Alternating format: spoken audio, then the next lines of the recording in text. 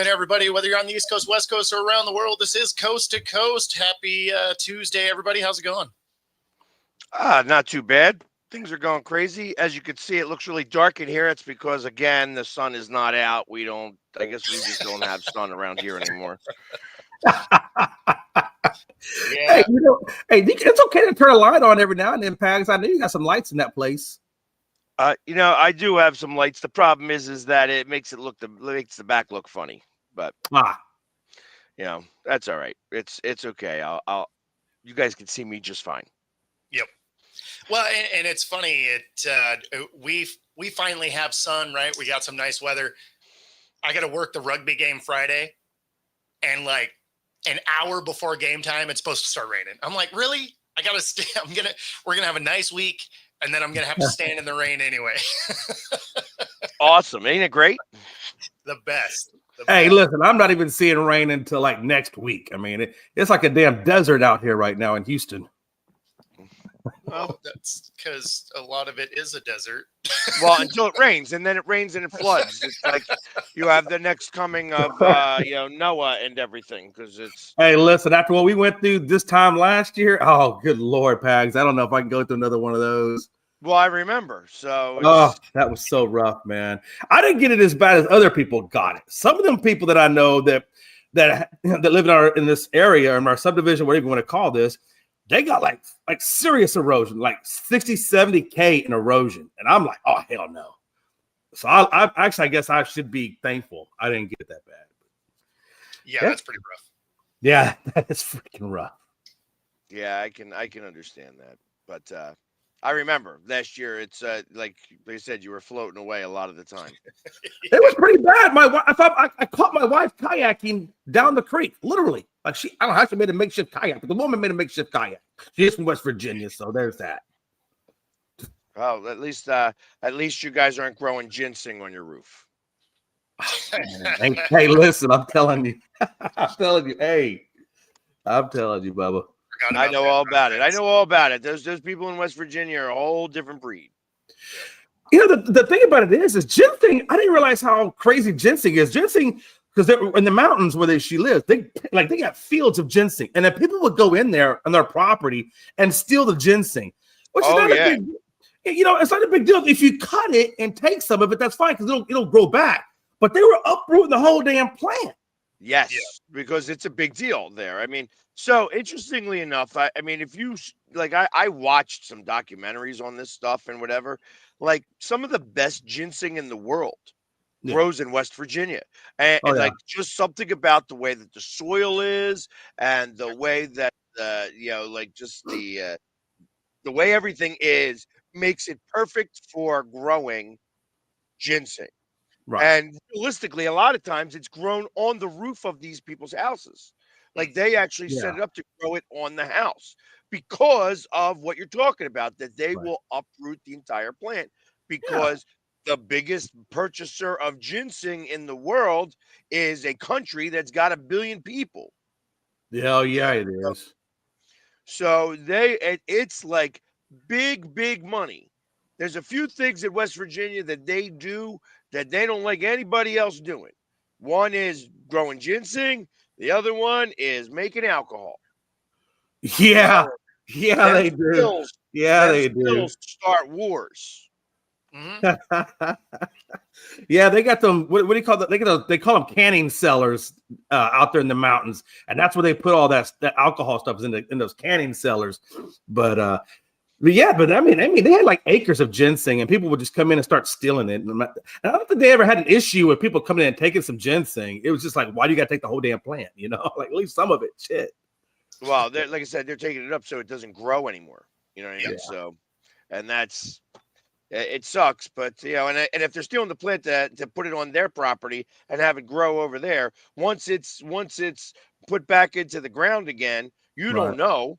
Oh, you stole my plant. That plant was exactly my plant. See my initials on the plant? Doesn't quite work that way. Yeah, that's interesting. I didn't even know what a hollow was until I met her, and then she explained to me what a hollow was. And I'm like, what the hell's a damn hollow? Apparently it's a valley or some kind of valley thing. It's weird. Anyway, I'm sorry. That's enough about my educational life, I guess. So Uh, I have to kind of start with this one just because this kind of struck me as odd and it makes me wonder. Like, first off, shut your mouth. This is what I want to say. But Travis Hunter, okay. I'd rather quit football than play only one position. Yeah, shut up.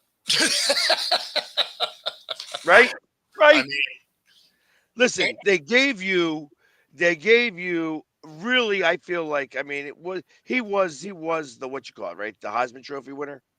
Yeah, yeah. I, he I mean, was. I feel like that he really was. Yeah, I mean, he should have been in the conversation, but probably should not have won that. That they gave it to him. Not sure why they gave it to him, but they gave it to him. I think Somebody's it's like, because I think it's because he won both the wide receiver award and the defensive player award. You know what I'm saying? And both sides of it, he was top notch, right? So I think that's why they gave it to him, honestly. Yeah. Well, and the thing is whoever drafts him, he's not going to be locked into one side of the ball anyway, right? No. Like they're probably going to draft him as a DB because there's just not enough of them. And then they're going to put in special packages for him on offense, no matter where he goes, right? Like they're going to use him in some sort of gadgety stuff, no matter what. And then once he gets hurt, then they're going to be like, yeah, you're a DB. They're gonna run him just like the Cowboys used Dion. That's exactly how they used Dion. Dion was a cornerback, but they had packages on the wide receiving side, and that's exactly what they yeah, did. but you know what? Not seeing many things from Travis Hunter. Like, I've not watched him play very much. Yeah. Dion was. Oh, there was only one Dion. There was a Yeah. reason for that. There was a reason for that. And the other thing about Dion was that he ran very crisp routes, Yes. but it was only those routes. He wasn't very good. Like, you didn't give him 7 different or 8 different routes to run. He had Right. like 2 or 3 routes that he ran, and he ran those routes perfect. So, but that's it. So it wasn't like anything crazy like that. But like I said, there was only one Dion. Yeah. I think the only other guy that had any bit of, was it not Torrey Holt, like when Patriots used one of their wide receivers as a cornerback and started to put him. I know they wound up winning the Super Bowl on that, or maybe they lost to the Giants that year. But I know that they needed to switch one of their wide receivers to cornerback, and he played on both sides of the ball. Huh. Talking Yeah, I guess I don't remember that. and that was only one season because they were Yeah. hurt on cornerback tremendously. Well, and if you're Hunter, even though he plays DB better, do you want to come out as a receiver? Because they get paid better. That's the other purpose of this. It's like it becomes the matter of the money. So, and don't think you're going to be. See, this is a little bit of the Ohtani effect. You need to pay me as both. Yeah. You ain't both. And you ain't going to be able to play both. You won't survive a season as both. Right. At least not the first season. You might be able Well, he was to already hurt in college doing both for a little while. I mean, it was kind of a dirty hit. Let's be real, but yeah, he he got blasted on a dirty hit. But and who knows? Maybe he will get announced as a wide receiver or DB. But yeah, I mean, like if you're him, you probably want to be on the offensive side. He's a better defensive back than he is a receiver, though. Right. Like DB, you're like, okay, this guy's going to be a starter in the NFL. As a receiver, you're like, yeah, I mean, he's probably a number 2, realistically. So, I mean, it depends on where you're going, but I would imagine just about everybody's going to want to draft him as a defensive back. And I guess I'd have to say, I mean, being a cornerback, it's likely. So I feel like that it's about 70% of whatever your counterpart makes. So, for instance, an offensive lineman is making a certain amount of money. The defensive counterpart makes 70% of that. That's usually how I, envision it in my head. It could be somewhere closer to that, and then of course, how great you are is how much money you get paid. So cornerback falls into that same category.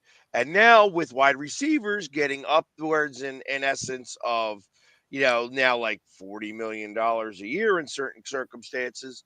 I mean, cornerbacks are going to start making some money. Yeah. I mean, for sure. You're going to start seeing cornerbacks at like $32 million a year. Yeah. Well, and he may even get a contract that looks like something, right? Like he may end up with that Taysom Hill $100 million contract that 90% of it he's not going to achieve, right?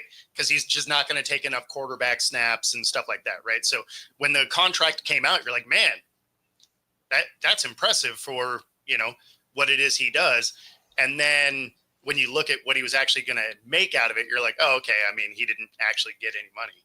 So I would imagine that's going to be something very similar here for Hunter, is he's going to get a defensive back contract that has incentives on the receiving side that he's probably never going to actually get.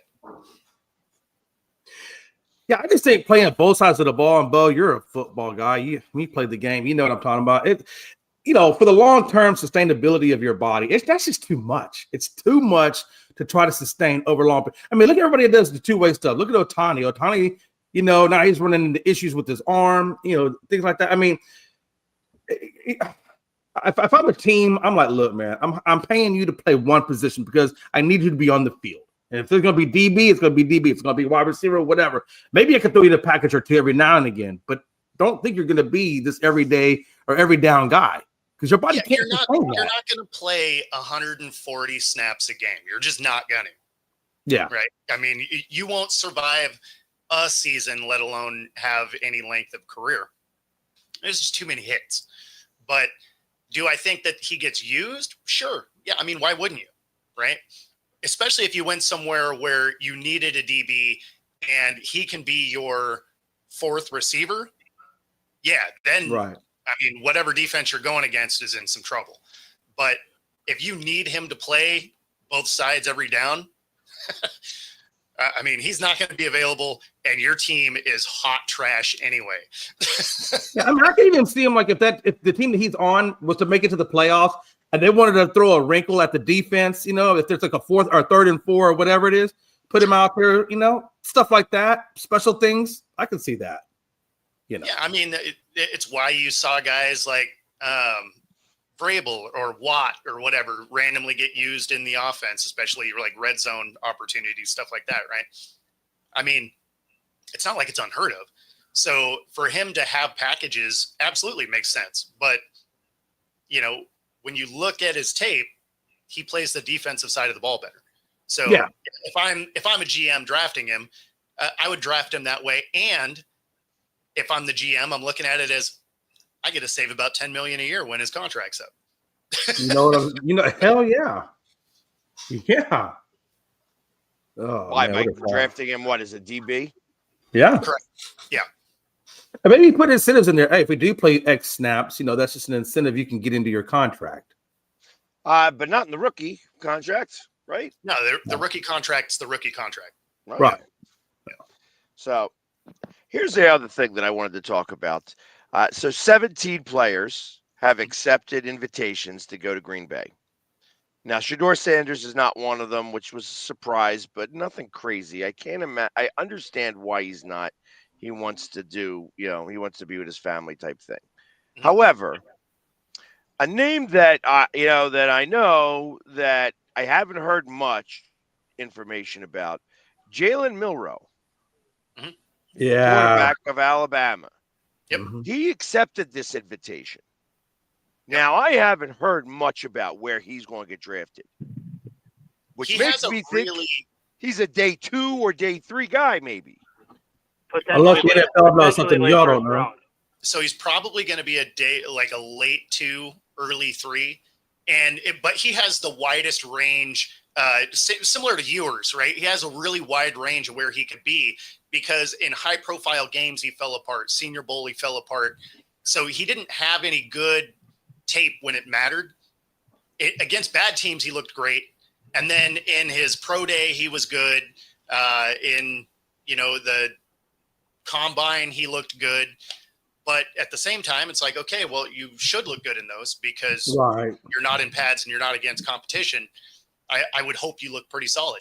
But when it came to some of the higher profile games, he looked bad, right? It wasn't even like average. Like he looked bad. And so where he could fall on the draft board is such a wide range. And Ewer similarly because of his injury history, right?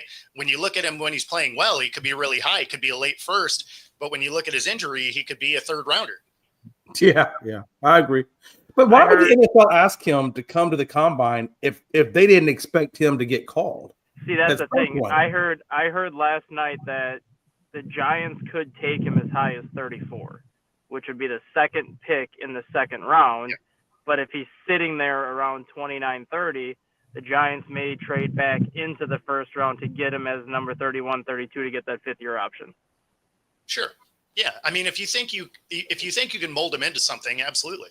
I actually thought that would be a thing that would actually make the Eagles and the Giants trade partners in that regard, where they could. And I actually thought about that for a second, thinking that the Giants, because they are not atypical trade partners, obviously. No.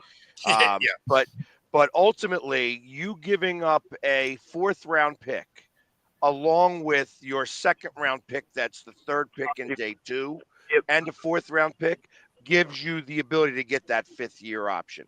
And ultimately, that actually makes sense for both teams because as of right now, the Eagles don't have a lot of picks. And I suspect that they are – like people keep thinking that they're going to move up in the draft because this is Howie Roseman. And I'm saying that this is not – Howie Roseman is smart.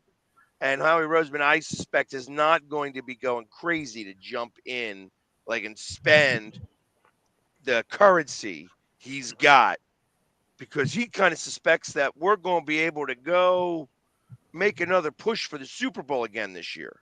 Who would you even be trying to move up to go get? The safety from. Oh, okay. Yeah, Alabama. I mean, I kind of get that. So, or the Georgia, one of the others. I think it's. I know that there's the one guy, but he's got to fall down to 22, 23. Into that range for us to even have a shot. Sure. Because ultimately you're trading this year's 32nd pick and a third round pick next year to move up the 9 spots, right? Yeah. That's what what I'm thinking you're doing. You know what I mean? So it's and a third round pick holds a lot of weight. It does. So there's still a lot of talent in the third round. So I feel like that's I don't know that that's up his alley. I guess if he falls that far, then I'd look for Howie to make a move. Sure. Short of that, I don't suspect that Howie is going to move. I think Howie's going to, like I said, it would make more sense to move out of that 32nd pick. This is right out of Belichick's playbook. Yeah. Move out of that 32nd pick, grab yourself an extra 4th round pick. The third pick of day 4 and the third pick of day 2. You know what I mean? Or day 3, I mean. Day 2 and day 3. If you get a second round pick and a 4th round pick for trading that first round pick, that makes sense to me. That makes sense. Get the third pick of each day. Yeah. I think that's ultimately why I don't think it'd be unrealistic for that safety to fall down to 23 given this draft class. With defensive linemen, offensive linemen, I think there's going to be a lot. Obviously, wide receiver stuff for it. Would be. I don't think there'd be such a surprise if he fell down to run the mid to late 20s. See, I think it is because I don't see the run on quarterbacks happening. Yeah, I mean, it's going to be the first 2, right? It's going to be the first 2, and then from there, it's going to be, a couple of the receivers, tight end, and then it's going to be a lot of offensive, defensive line. So I still think 3 quarterbacks. That safety, because he's a top-rated safety, will probably be gone already. I still think 3 quarterbacks go in the top 10. Who do you think is the third quarterback? I think Shedeur Sanders is going to end up in New Orleans because of the uncertainty with Derek Carr. If Derek Carr cannot play this year because of his shoulder, the Saints need a quarterback because they're not going with Spencer Rattler. Yeah, well, I mean, if he were to fall all the way to the Saints, even if Derek Carr was playing, I think they would still draft him. That's why I So think who do 3 you go in the think is top the 10. second one? You said 3 in the top 10. Yeah, I'm about to say I was still who the third one Right? was. Like, so who do you have going before Shedeur? Yeah. Oh, never mind. No, 2 in the top 10. I think Jalen Milroe is the third. I do think Jalen Milroe goes in the first round because you said the Giants 3 in the traded. top 10. Yeah, And I'm no, like, I Yeah, meant 3 in the first round. Yeah, I meant 3 in the first round. who is this mystery quarterback that I I- haven't seen? in a while? I think Jalen Milroe does go late first round, kind of similar to how Minnesota got Teddy Bridgewater, where Bridgewater was still sitting there at 31. Minnesota traded to go to 32 to get Bridgewater for that 5th-year option. I think the same thing happens with Milroe. With the Giants, it's a perfect fit because you have 2 rentals in Jameis Winston and Russell Wilson. You draft Milroe to get that 5th-year option, and you just put him behind both of those guys for 1 year. And then after this year's over, you figure out who you're going to keep basically to back up Milroe. Yeah,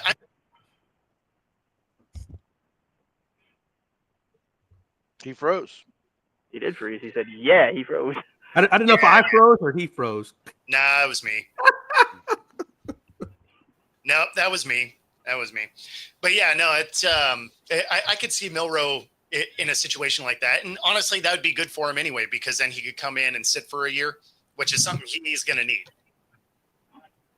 And I think that's really why I think they invited him to the draft too, is because they think that he is going to go in the first round.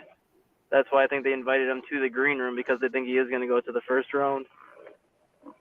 I mean, I guess either that or they like having the drama of somebody who's not getting drafted.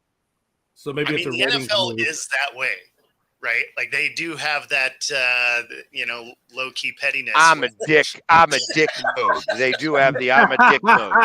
They do. They absolutely do. So it's like, and I think that's more likely, and it's like and how do you feel about that? Like, how do you really want to be that guy? And it's like, I'm still sitting here in the third round. Am I going to get chosen or am I going to wait for tomorrow? Yeah. Yep. Yeah, where that suit looks like really tattered at that point. Did you guys talk? He's watching day 2 anyway. Did you guys talk about? Did you guys talk about Travis Hunter's comments this morning? That he'd rather quit. That he'd rather quit Yeah, than. yeah, that's what we opened up with. Ooh, that's gonna make things interesting. Not really.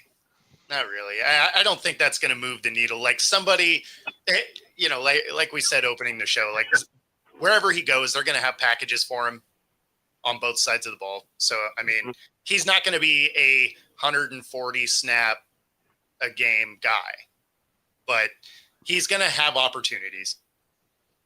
Yeah. Yeah, I definitely think he's not. He's definitely playing football. He just talking out of his ass. Oh, 100%. Yeah. So speaking of other, dumb things from college kids. Nico gets forced out of Tennessee because he wanted to increase his NIL from 2.2 to 4 mil. Wanted to hold out of the playoffs last year to get this done. Does sit out of their spring game. And the coach was like, hey, you know what? We're good. Keep it pushing. He says that nobody's bigger than the program. And I like that. I mean, finally, we got a coach that took a stand. The Miami coach, he said, if you're on their program and you want to play holdout, you might as well play get out. And so a lot of these coaches are no longer interested in this hold my franchise hostage while you try and get more money. And I like it. We're finally starting to see some, accountability come into this. And then, of course, how Tennessee even heard about him trying to get money elsewhere is the Dan Lanning. Oregon coach. Yep. Dan Lanning gave him a call and like, hey, your guy's out here trying to get more money from us. And, that really just kind of pushed him over the edge to say, see ya. And now you have a lot of people that are not interested in touching him in the transfer portal. So see, that's the whole thing that I think he failed to realize is not only are you not getting the money you were asking for from Tennessee, but Tennessee basically kicked you off the team because of the crap that you pulled. Yep. Now you're in the transfer portal trying to find a new team, but every single program knows what you just pulled at Tennessee. Exactly. There is not going to be one major college program that is going to touch him right now. Not true. Not true. Here's where this will turn. He's going to now fire. You got to fire your agent and be like, hey, I was given bad advice. That's how I'd play it. Yeah. You start changing it over you got to change it all over to the agent now. The agent's the one that's going to get screwed in this because he's going to be like, hey, my agent needed a bigger payday. That's what he said. He said, we're going to get this money, blah, blah, blah. I was happy staying where I was. I didn't want to have to do this. You can say whatever you want to about over there that I was up there. I was playing the company line here because this is what I was prepped to do. And ultimately, what's the best way to get NIL money? Play better, because he did not play that well last year. He was also a redshirt freshman. See, this is where greed gets you. So greed gets you. $2 million wasn't enough. Needed $4 million. And guess what? Well, it sounded like it. On the rumor end of it, it sounded like he had already kind of burned through the money, and he needed more money. Yeah, he burned through it in like a month. Them Lamborghinis are expensive. That's exactly right. Lamborghinis, houses, jewelry, clothing. I think they said he burned through 1.7 of the $2.5 million they gave him in one semester. That's wild. Oh, and that was all the money he was going to get. Yeah, he was going to get 2.2. Yeah, a year, I thought. Yeah, 2.2 for a year, but he burned through 1.7 of that 2.2 million in one semester of school. That's insane. That is insane. He maybe should have taken a finance class. Right? Or at least had somebody influential in his life that knows. Or ask for your NIL in installments and say, I will take a $400,000 or $500,000 installments every 3 months instead of giving it to him all up front. Well, I mean, you may start to see some of that now too. Like that's where you're going to see, okay, we're going to give you some now, some when you start your first game, some when you start because ultimately now, I mean, this is a 1-year contract in general. Mm-hmm. So even, not for nothing. Out of the 2.1 million, I guess he blew through the 1.7 and the rest went to his agent. Probably. How much did that agent pay? Tells me. That's what that tells me, because the agent usually takes 20%. That's $400,000. Yeah, 1.7. All the money's gone. Now what? I'm going to need food stamps. Yeah. Can't even pay the insurance on the expensive cars at that point. I didn't realize a $400,000 car is $40,000 a month of insurance. Oh, that's right. I thought if I paid it in cash, I don't got to pay the insurance. Yeah, what do they say in the in the replacements? You know how much it costs to insure 1.5, and they pull away. Yep. Oh yeah. People understand the pressure that comes with $54 million. Yeah. Show me the Quan. Yeah, so the NFL does generally have financial advisors on their staff. This is college kids that are just handed a boatload of cash with absolutely no experience and nobody really to this point that probably dealt with that much money. So like this is like the equivalent of handing a high school freshman $100,000 check basically for graduating 8th grade without any knowledge of what finances are, and be like, here you go, and then all of a sudden a month later, I need more money. Yeah, at least if you're going to buy something, be able to sell it back. Right. To get the money. I mean, I imagine you could sell it, but you're gonna take a hit. Oh yeah, that car's depreciating. The car. I'm not. That's why you don't do a car. You're not buying a car. Yeah. You know, like, and if you are buying a car, you're buying a classic and you're putting it somewhere. Like, Right. this is where you buy that Pokemon card that sells for like $100,000. You know what I mean? Like, that's what you do with this type of stuff. I mean, I don't know. Like, listen, like it, obviously putting the money in crypto wouldn't be a good thing to do right now. But I mean, it's I down think a there lot are right ways. now, so it probably actually work out. But and when I disagree with this, like the schools and video games and all of those things have made money on these kids, so I'm fine with them getting paid for some of that. But I mean, there needs to be some like guidelines of things. Like it can't be just the Wild West that it is now, right? Like they actually have to have a plan of how to make this work. But I have no problem with the kids making money. I mean, what EA Sports makes $1 billion a year on college kids. So I mean, I'm fine with them getting a piece of that. I mean, what they realistically should do is if they're giving an athlete $2.1 million in NIL money, give them like a certain portion in cash, whether it's 500,000, 400,000, whatever you want to give them. Give them a certain portion of cash up front, save the other portion of cash you want to give them for later, and then the remaining put in like some sort of a fund that stays at the university until you actually need it, but you can't take it out until you actually need it. So that way, if you transfer, then you don't get that money that they stashed away. Then Well, I mean, it should be. I mean, it's essentially pay to play anyway, so they might as well have actual contracts. So when they sit out of games and don't participate, it hurts their pocketbook. Make them actually live up to the contract they're signing. And my thing is, this is why I feel like high school kids should be required. It should be required to take a finance class, so that when you do get to college and you are given that kind of a contract, you know how to deal with it, or you know how to handle your money. It's not even. The problem is, I mean, like, why are we taking history? History gonna help me do my with 2.2 million, but a finance class at least tells you, hey, look, this is how you can make that 2.2 go to 4 point or whatever. But we're not educating our kids in finances, so we give them a crap ton of money because that's what they deserve. The problem is we don't teach them how to deal with the crap ton of money. Yeah, I do agree. I do agree. That's not even a requirement in college. Like, I do. Well, high school. Like, you don't have to take finance in college if you don't want to. So, I mean, it's why most people can't balance a checkbook. Now you add a bunch of zeros and some irresponsibility to it. It gets. Because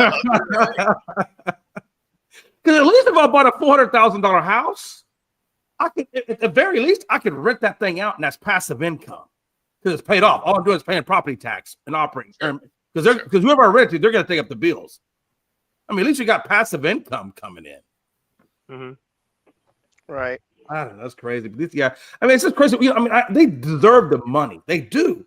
We just don't do a good enough job, as a country, as a society, teaching these kids on how to, like you said, manage their money.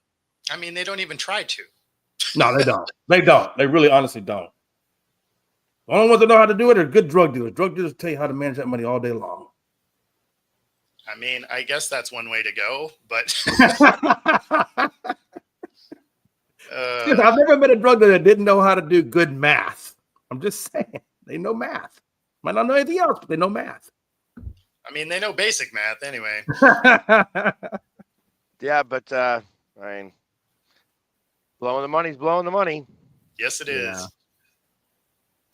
I mean, you're right, Joe. I'm in that same boat. I have a hard time trying to figure out accounting math. Like, hey, I got $100. Let me spend the $100. That's easy. Yeah. Yep. Hey, I got $100 in the bank. Let me use my card. Use my card. Use my card. Use my card. Use my card. What do you mean I got $300 over? That's right. This thing's still swiping. The problem is, too, even when it hits your bank account, it doesn't get taken out right away. That's where you get that pending, and then you get the number. And if you're not careful, you'll overdraft. Champ. Yeah, I don't do that stuff anymore. But, yeah, like I said, that's why I like to try to still use cash when I can. But when you're away, it's like you don't want to carry cash around on you, so makes things more difficult one way or another. But yeah, I mean, so Good for him. I bet you, like it says, I bet you the next thing that happens is he fires the agent, and does he have to give that money back? So that's the thing that's funny is some of the contracts have been written in a way where they don't. So some of these kids have transferred and they've gotten to keep a bunch of that money, which is crazy to me. And obviously that's something that needs to get fixed. But well, that's the thing with the NCAA when they came out with this whole NIL or all this stuff. There, like you said, I think we talked about this earlier. There was a good, clear structure in it. It was just a free for all. There needs to be. That's yeah. This is hilarious. They should not give that money to those kids' parents because most of them also aren't good at money. So all they would do is burn through their kids' money. And, you have seen plenty of scenarios like that, especially with like child movie stars or child, just ask Gary Coleman. He'll tell you. Well, he can't ask him no more. He's passed. Singing careers and stuff. So, I mean, a lot of that has not worked out well because their parents also aren't good at it. Just get a good CPA. You'll be all right. I mean, that's what needs to happen. In fact, if you were one of those, NIL deals, that's probably where you're like, look, you are required as part of this to hire a financial advisor. Oh, yeah. In all honesty, I mean, that would be the first thing on my mind is I need a financial advisor even before I get the money. Yeah. I mean, you have to have finances to need a financial advisor, but yeah. Yeah. Oh, trust me. If I know I got NIL money and they know I got NIL money, they're going to know. I can figure out where to put those moths in my wallet. So.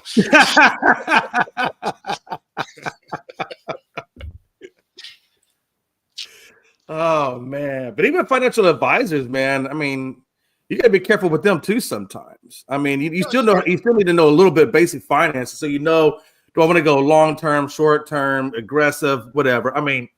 Yeah, you got to make sure that you have one that's not just robbing you. I mean, yeah. But that's true with any industry, right? I mean, you got to worry about that with your agent too. You got to make sure you're not signing a bad deal with an agent that's representing you where somehow they end up getting almost more money than you do because those contracts have been out there too. So, I mean, obviously you have to be somewhat self-aware and, actually read the contracts that are in front of you that, generally doesn't happen either. So they're like, oh, I just signed here. Don't worry about those 1,200 pages before it. Yeah. And don't worry about the little fine print you can't read. It's just stuff. Yeah, that's right. Big deal. Man. No, I think if I got a contract like that, that's the first thing I would just go to my lawyer and say, read this and tell me what the hell it is I'm signing. Yep. Yeah, I mean, and again, these are all things that these kids should be doing, but they're young. They don't know anything. They look at the price tag of some of these things, and they're just like, "Oh yeah, I don't want to lose any of this money to that ultimately probably would keep more money in their pocket." But and I can't say that I wouldn't have done anything different than these kids are at that age either. I did plenty of dumb stuff. So the kid that we're talking about is this I Am Aliva kid, right? Correct. All right. So like UCLA is in the mix now. I'm just reading now. Like I'm trying to find anything newsworthy to talk about. Like, because there ain't nothing. I mean, the only thing that kind of happened yesterday was, hey, Harper's going to have a boy because he used a blue bat. Yeah, the WNBA draft happened yesterday. But outside of the first round, it's a bunch of people you're not going to know, right? So, well, outside of the first couple of picks, there was a whole bunch of people you didn't know. Yeah, yeah, and it's like, and you know what? I was surprised I didn't hear, because the first pick again this year was a white girl, was it not? Paige Yes. Button. Yeah. Yep. And I was surprised that we didn't hear about that. So they did. You did hear about that because one of the analysts, former WNBA player, she was just like, oh yeah, she plays okay, whatever, but she's gonna get drafted one because of her privilege, and so that soundbite does live out there. That is a real thing. Wow. And it's just like she was the best player, right? And wins the championship. I mean, but it's her privilege, not the fact that she's just really good Where at did they basketball. come up with this stuff? It's the narrative that continues to stay out there. Had I known they That's were going to go this crazy. route, I would have got that clip, because even when I heard it, I'm just like, what? Like, did you really hear what you thought you heard? Oh yeah, no. It's a real thing, and it's just like, man, she just happens to be really good at basketball. Like, it's Yeah, and that just annoys me. But yeah, that's just life, I guess, in the fast lane here. This is what happens. This is where everybody is like, okay, yep, we could say whatever we want when we don't have to hold ourselves accountable for it. That's what it becomes. They don't have to. If I was to say, hey, she shouldn't be drafted, or the girl who, any girl of color that may have gotten drafted said, hey, she shouldn't have gotten drafted because she wasn't the best player, regardless of color. oh, you'd get barbecued. Fried like bacon. Yes. Well, I mean, realistically, that's really been the theme of this entire show. Is there is a lack of accountability in sports, right? Whether it's broadcasting, whether it's with the people themselves, there's just the accountability isn't there. So where does that line get drawn in the sand anymore? Like, at what point does that become since it's becoming more the norm? Yeah. Because truth of the matter is that anybody could say anything about anything they want. Sure. And it'd be okay. Well, isn't that what we've been talking about for a while now, though, Pags? I mean, look, you can take this all the way back to Ja, anybody in the NFL, they're all over the place. I mean, it's all over the place. But I've said this before, it's a sign of the time. Look, we don't live in the same days we grew up in, where accountability was something. Hell, I even look at in the military, for crying out loud. It's in the freaking military. Y'all want to see soldiers walking around and their uniform looks all fucked up, and no senior NCO is saying a damn thing to them. This is just the times that we live in, man. I mean, accountability in our fucking country is gone. It's fucking gone. I see the educational system. Even accountability in the educational system is gone. Yeah, I mean, that's been gone. It's hard. It is so hard today. But yeah, I mean, and it's one thing had it been on, a podcast, a platform like ours, whatever. This was national TV. Yeah. Right.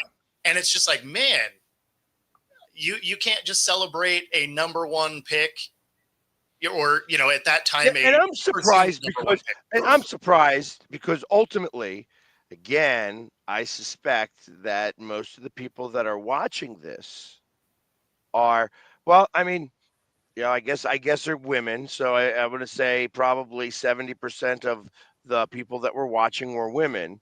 And I'd be willing to bet that even probably a good 60 to 70% of those people were probably of the same color of the girl getting drafted.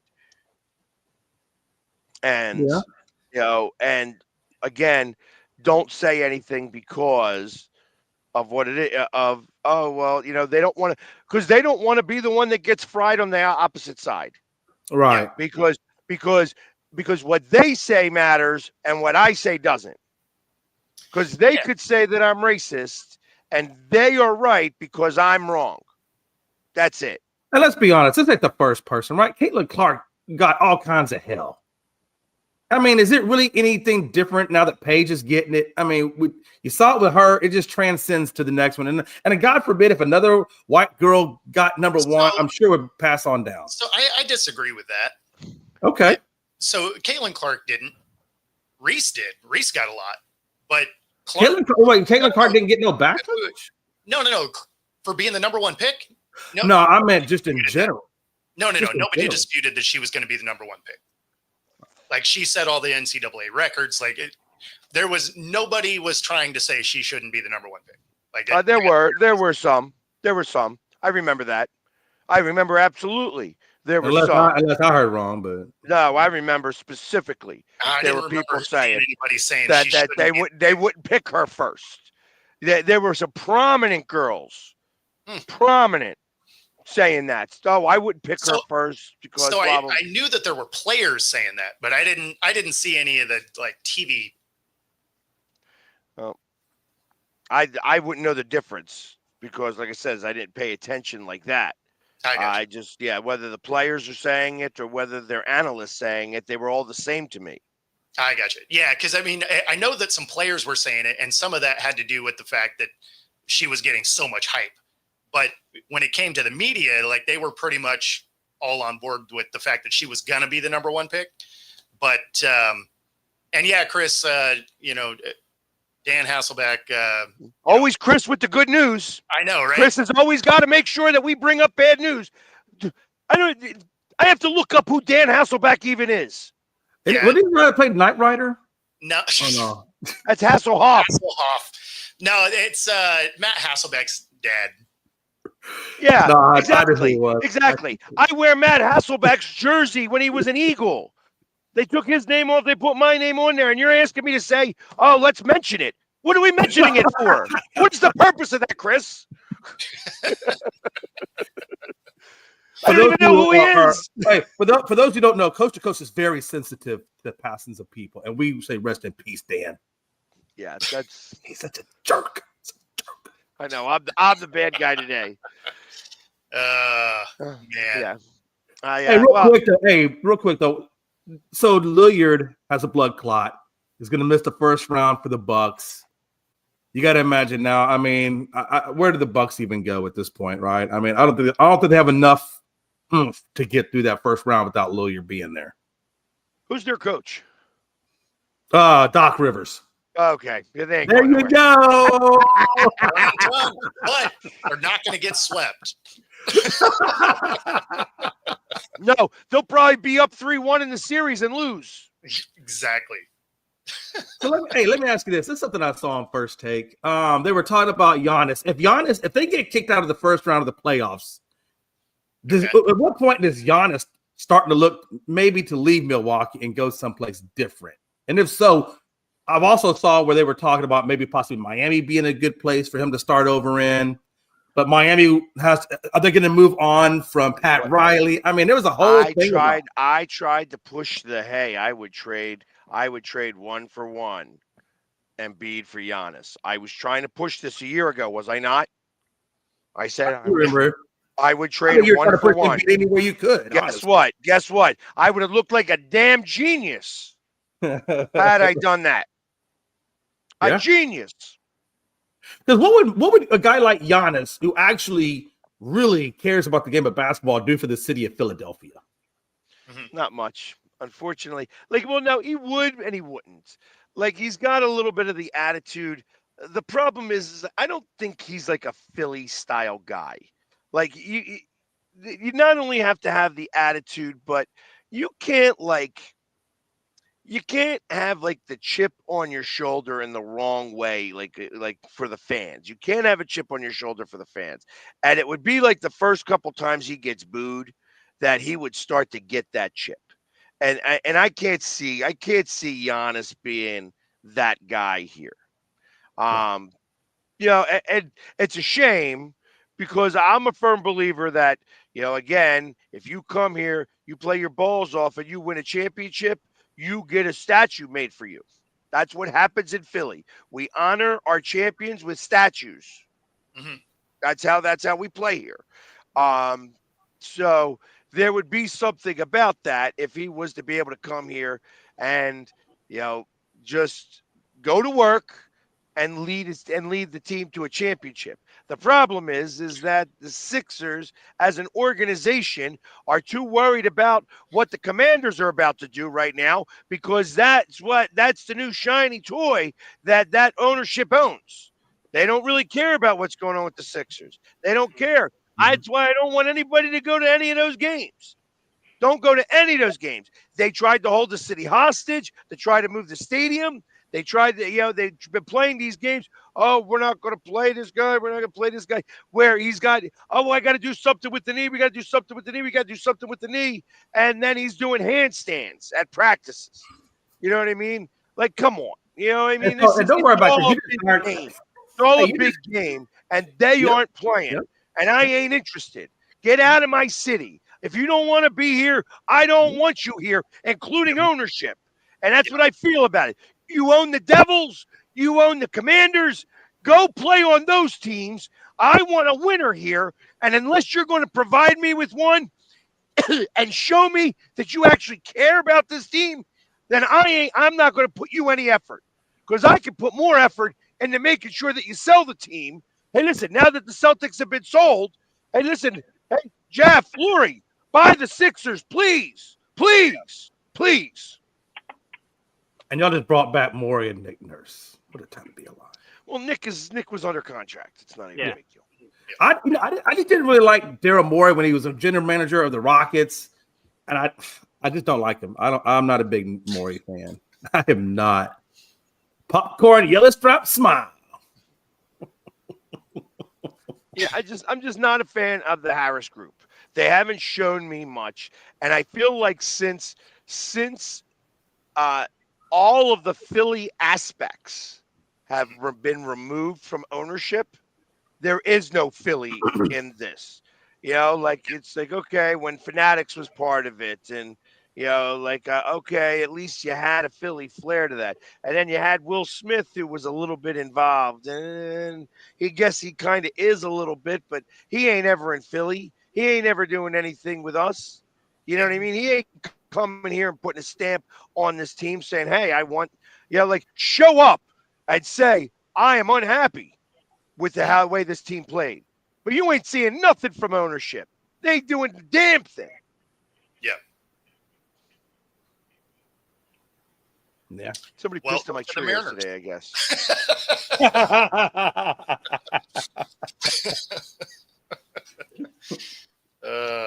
I'm still pissed off about Tucker getting traded.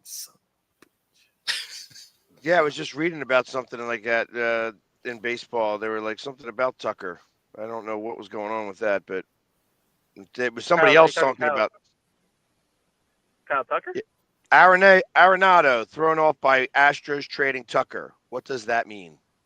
No, I don't know, but the Cubs and Kyle Tucker are already exchanging extension talks and extension figures. Wow. Okay. Yeah, they're not going to let Tucker go. Only our asses are dumb enough to let him go. It's not about letting him go. It's about the owner doesn't like to spend money. Oh, he doesn't have to spend money, and he knew that when he brought in Tucker. Here was the reason. The owner's never written out a contract more than $180 million. Well, he's about to get ready to. I doubt it. Well, I don't think Tucker's going to sign. Cardinals third baseman Nolan Arenado confirmed one of the reasons he used his no-trade clause to block a move to the Astros was because the club dealt all-star outfielder Kyle Tucker. He's one of the best. Tucker's one of the best players in the game. When you see a team trade him, 99 out of 100 players would probably be wondering, what does that mean? What's the question I ask myself? And would I want to go there after you just traded one of the best outfielders that you had on your team? So he blocked the trade. Yeah. I'm not going to Houston. Screw Houston. Okay. Yeah. I agree with that sentiment. I mostly agree with it, but at the same time, you also have to look at it from Kyle Tucker's entering his free agent year anyways.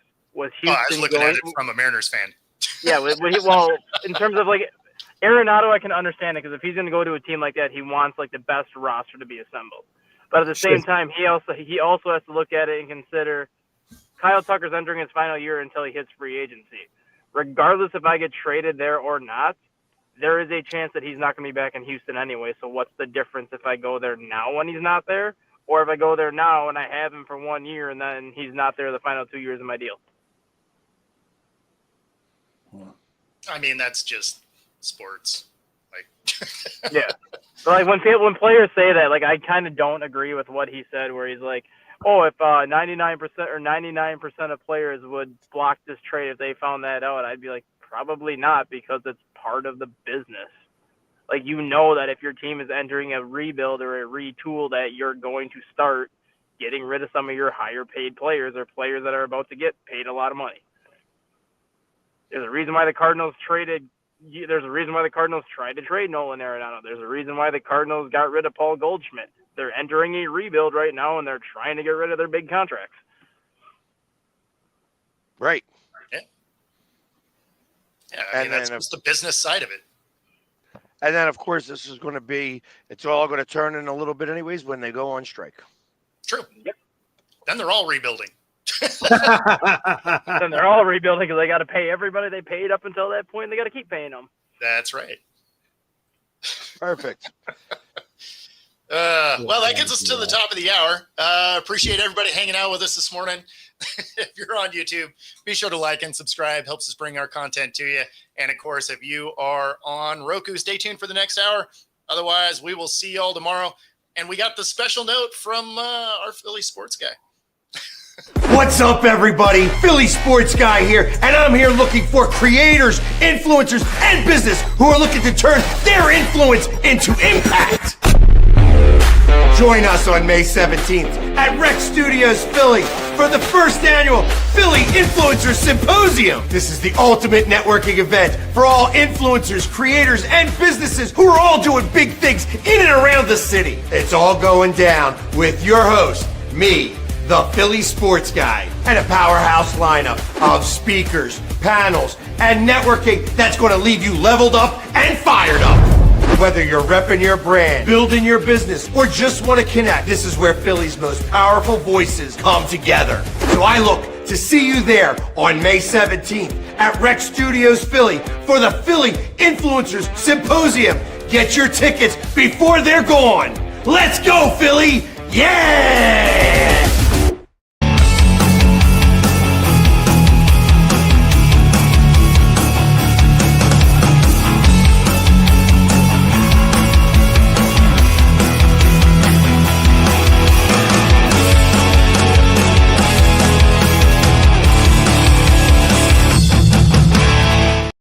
Introducing National Streaming Sports, live and on-demand sports talk programming that you can access 24/7. For the premier sports talk experience, tap into our Roku channel. Start your mornings with Mac and Jack covering all the weekend sports action. Then pour a cup and enjoy all the sports you can drink on the Coffee and Sports podcast. At midday, talk sports from east to west on the Coast to Coast podcast. Followed at night by some hot girl talk with Prim and Proper Sports featuring Sonia Pearson. Talk boxing on the Gloved Fist. Yankee fans tune in for Start Spreading the News. And there's more on the College Sports Huddle and Sports Scope with Robert Butler. There are 20 podcasts in all and 70 weekly shows giving us a 3.4-star viewer rating.